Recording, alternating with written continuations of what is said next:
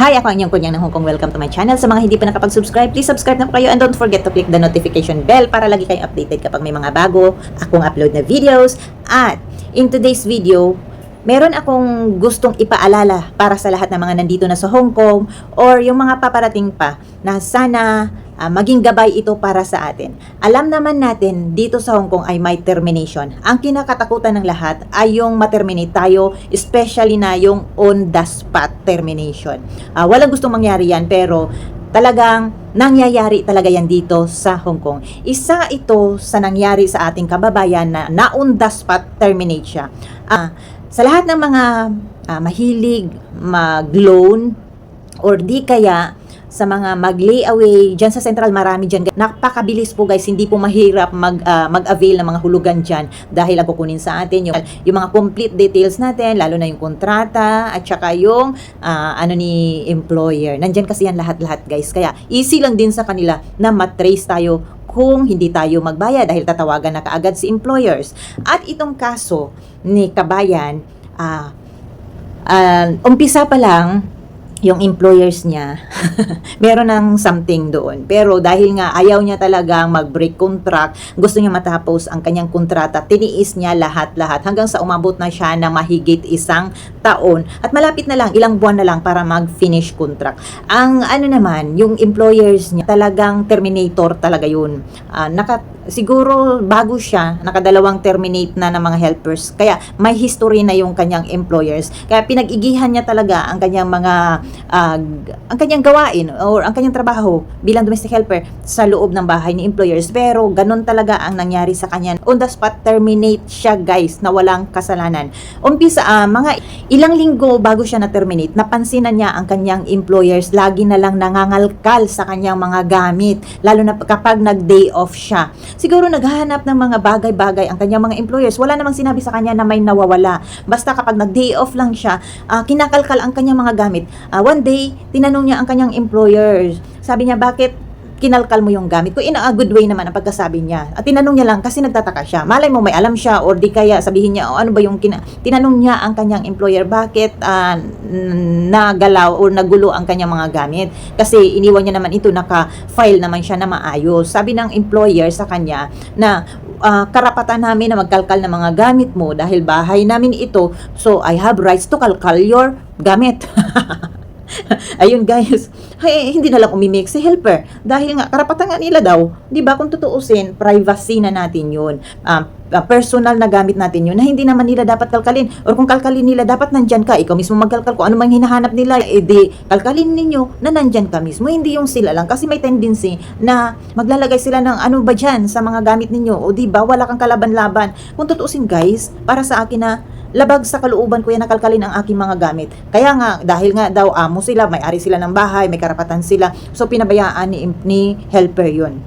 Last week, nagulat na lang siya, tinawag siya ng babae na employer niya at sinabihan siya na i-on the spot terminate na siya. So sabi ng hindi na nabigla ang helper dahil nga naisip niya naman talaga na yun, parang na-sense na niya na iba na talaga ang sitwasyon. At yun, sabi niya okay. And then, pumunta na sila sa agency, nagkabayaran na, nagkapirmahan. Ang nakalagay doon sa termination letter niya is nangutang siya, nag-loan siya, at meron pa siyang hulugan sa hindi ko na nababanggitin ang yung mga lending company na yan or utangan dito sa Hong Kong at saka yung mga hulugan diyan sa Central.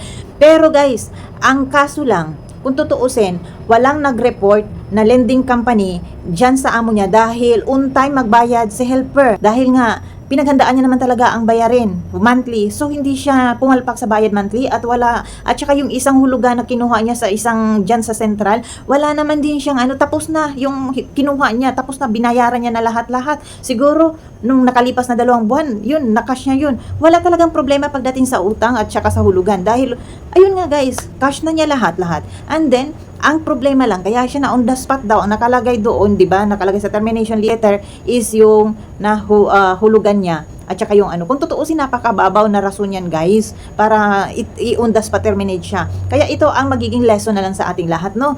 Kung ganyan ang mga ugali ng inyong mga employers, na kung bawal man sa kanila ang mangutang kayo, alam naman natin yan na bawal sa mga employers yan na mag-loan dito, kaya reason din yan para ma-terminate tayo.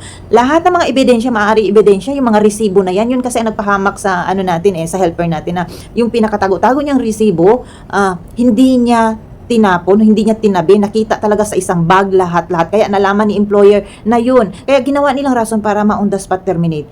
'Di ba? May pagkaano din tong, may pagkaaning-aning din tong ating yung employer ni helper. Employer ni kabayan. Kaya guys, yun ang pinakarason bakit siya na on the spot. Kung tutuusin, walang violation si helper pagdating sa hulugan. Kasi nga, on time siya. Ganun lang, yun lang ang nagiging rason ni employer para on the spot terminate si helper. Kaya kung may mga ganyan kayo mga employers, no, kung ano ba ang inisip ninyo para itago ninyo ang inyong mga resibo, siguro for in the future purposes only, meron kayong mga maipakita or mga ganyan-ganyan, hindi natin alam po ano yung mga reason ninyo, itago ninyo maigi guys, na hindi talaga makalkal or di kaya hindi makita ni employers, or di kaya kung gusto niyo talaga itago yung mga resibo na yan, ipadala na lang ninyo sa Pilipinas. Kung mag-box man kayo, mag-send man kayo ng balikbayan box sa Pilipinas, ipadala nyo na lang guys para wala na talagang ebidensya. Kasi nangyayari pala talaga yan na may mga employers talaga na para lang makahanap ng reason para on the spot terminate ka, yun ang ginamit na rason. Kaya hindi naman natin talaga malaman kung ano talaga ang mga magiging takbo ng utak ng ating mga employers. Kung sa kay helper, kay kabayan, nangyari sa kanya, malay mo magkaroon din ng another kabayan, wag naman natin na isipin na mangyayari sa atin yan. Para maiwasan natin, kung ganyan, kung reason pala yan, itago na lang natin ang ating mga resibo, ipadala na lang natin sa Pilipinas. Kung hindi naman natin kailangan, dahil nga nakabayad na tayo, so punitin natin para wala talagang ebidensya. Kung maiwasan na lang natin na mangutang, iwasan natin. Kung kailangan talaga, ayun lang guys, ang masasabi ko sa inyo, itapon na ninyo ang inyong mga resibo kung hindi na magagamit. Okay, sana lesson learned sa ating lahat ito. At saka, kapag alam na talaga ninyo na yung mga employers ninyo hindi na talaga maganda yung nakikita ninyo sa kanila, mayroon na kayong mga naramdaman, better na mag-ipon na tayo guys, para in case na i-on the spot tayo, mayroon tayong pera. Kasi mahirap po ma-on the spot na uwi ng Pilipinas, wala tayong perang dala, or kung kailangan mo pang mag-stay dito kasi may 14 days pa naman na pwede kang mag-stay dito sa Hong Kong para maghanap. At saka kailangan mo talagang mag-boarding house kasi bihira lang ng mga agency na ampunin ka sa kanilang mga accommodation kasi sariling sikap mo talaga na maghanap ka. So, kailangan mong, kung gusto mong umuwi sa Pilipinas na may employer ka na, kasi mahirap nang mag-apply uli kapag nasa Pilipinas ka na, lalo na terminated or on the spot, kailangan mo talagang mag-ipon para meron kang panggastos, pambayad sa boarding house dito guys.